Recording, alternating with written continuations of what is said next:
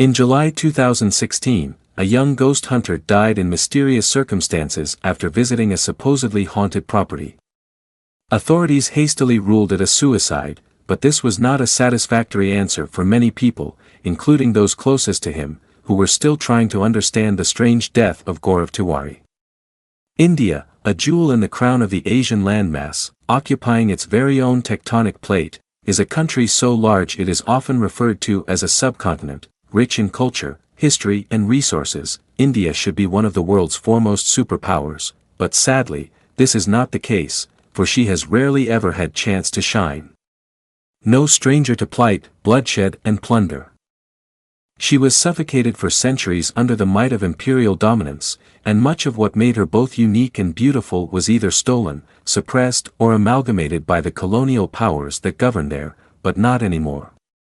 With her independence came boundless and unrealized potential, and with a population of well over 1 billion and one of the fastest growing economies on the planet, India is finally coming of age, and fulfilling her destiny of becoming one of the most powerful nations on the face of the earth, culturally, economically and militarily. Of all the places in the world, India was a country bedtime stories had yet to visit, but that changes here and now, for she is rich in other ways besides all those other things. Perhaps unknown to many in the world, is the fact that India is home to some of the most shocking, haunting and bizarre tales of the paranormal and supernatural on record. We intend to return here many more times for future episodes, and whilst the story that follows is certainly shocking, haunting and bizarre, it is also tragic. It involves a ghost hunter named Gaurav Tiwari, who, after visiting a supposedly haunted property, died under mysterious circumstances the very next day. It was a death authorities were at a complete loss to explain, and is a case they are still struggling to understand even now as the years roll by. One thing that is certain, is that this young man died well before his time. Gaurav was born in 1984 to Hindu parents.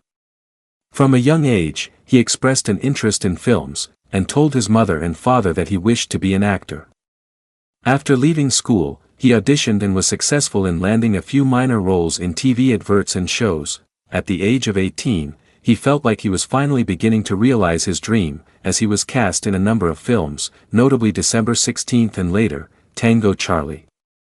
Again, these were only bit parts, but they were feature-length cinema releases, and Gaurav was sure he would go on to achieve bigger and better things. But alas, this was not to be the case, and as work dried up, he began to consider other career choices. Another of his passions, besides acting, was aircraft. He loved the thought of flying, and so at the age of 21, he moved to the United States in order to train as a pilot. Whilst there, he moved into an apartment in Florida with some friends, and little did he know it at the time, this would be the start of a turning point in his life, one which would apparently lead him down a long and winding road to his eventual demise. Shortly after moving in, a number of strange things started to occur at the residence, from things being moved around the apartment, to hearing disembodied voices, doors opening and closing on their own, and even a few sightings of ghostly apparitions. Gaurav, who had always been skeptical about the paranormal, found these occurrences fascinating rather than frightening. He viewed them scientifically rather than spiritually, and resolved to find a rational explanation for what was going on. He never did, of course, but from that day forward, a fire had been lit within his soul, and he developed a burning desire to understand the mysteries surrounding the paranormal and supernatural. Gaurav graduated from the M.V. Piero Academy in Texas, but this was not to be the only accolade he would add to his resume during his time in America. He was also certified a lead anomalous investigator by the U.S. Paranexus Association, and so began his career in working in the field of the unexplained. Upon his return to India in 2009, he established the Indian Paranormal Society, which he used to help families and households suffering life-affecting paranormal phenomenon. Surprisingly, there was no shortage of work. At its peak, the society was receiving over 250 emails and 500 telephone calls per day, and Gaurav had to hire extra staff in order to cope with the demand. As fate would have it, he would find himself returning to his first love, television, although not in the capacity he had originally intended.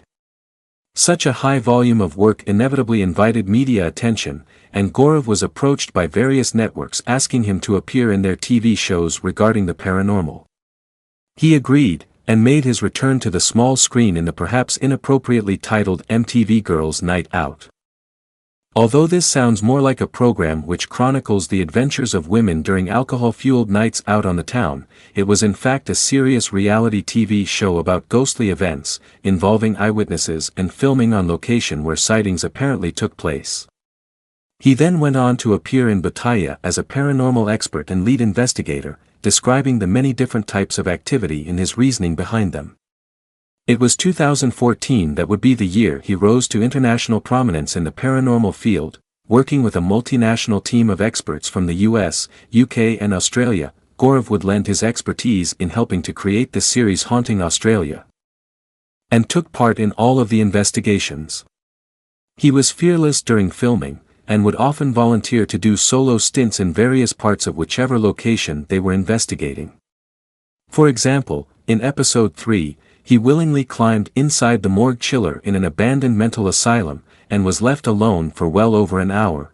Throughout the series, he captured many intriguing images of ghosts and humanoid apparitions on his camera equipment, which impressed his peers. It had been intended for the Haunting series to run on for further seasons in different parts of the world, but with the closure and subsequent replacement of its parent network, it was unfortunately cancelled, and Gaurav returned to work at the Indian Paranormal Society, which he was more than happy to do. On the 6th of July, 2016, he attended a property in West Delhi's Junakpuri neighborhood, which had apparently displaced a family who had suffered at the hands of an extremely violent and malevolent entity haunting their home. He and his team cleansed the household, and left at around 2 a.m. Upon returning home, Gaurav got into a blazing row with his wife, Ariya. They had only been married for 5 months, but recently, things had been difficult between them, as she was getting more than a little annoyed by his constant escapades, leaving in the middle of the night and not returning until the early hours in the morning. She wanted her husband to settle into a steady day job, where they could begin to think about starting a family. This was, of course, not what Gaurav wanted to hear, considering the amount of work he had put into his project, and that night he slept in a separate room. The next day, on the 7th of July, 31-year-old Gaurav Tiwari would mysteriously lose his life. He was up at 10 a.m., reading emails and checking messages, and he and his wife had managed to resolve their differences of the night before. Shortly afterwards, he went to have a shower and get himself ready for the day ahead.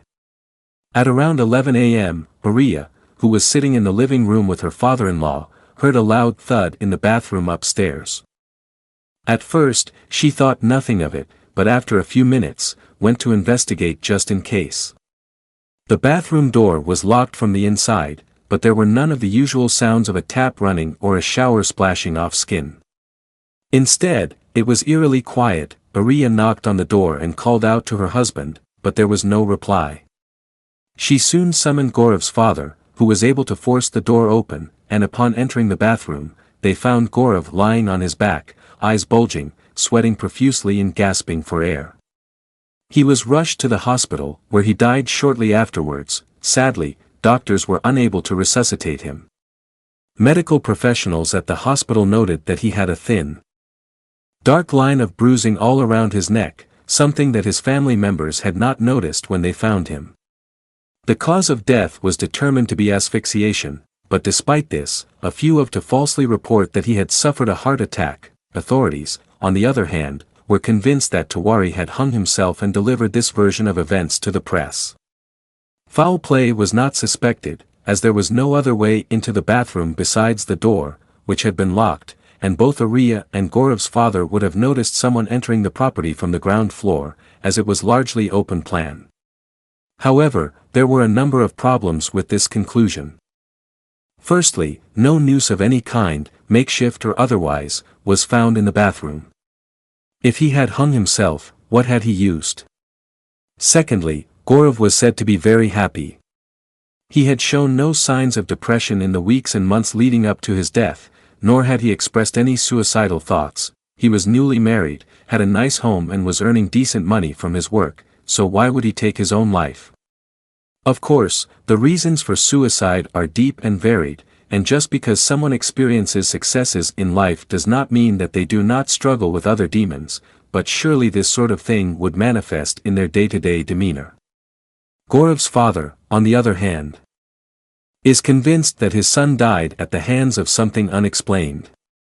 He related to police how Gaurav had told him, "I am feeling extremely uncomfortable for quite some time, I am being followed, I am being watched by someone who refuses to leave me." Gaurav's father also stated that in the weeks leading up to his son's death, he had seen an apparition in the household on many occasions, always no more than 5 feet away from the young ghost hunter, as if it was somehow attached to him.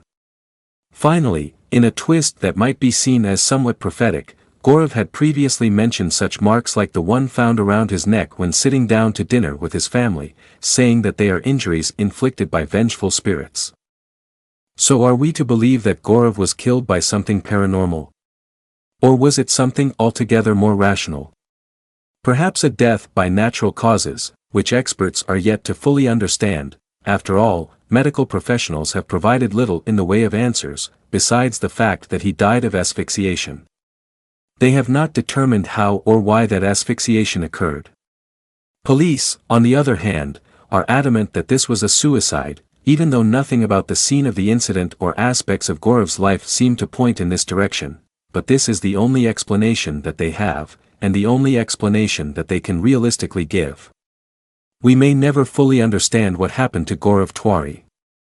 What we do know is that he is sorely missed by friends, family, and his colleagues who worked closely with him. In their eyes, he was one of the best, a fearless young man who approached every assignment with a critical eye and a scientific frame of mind.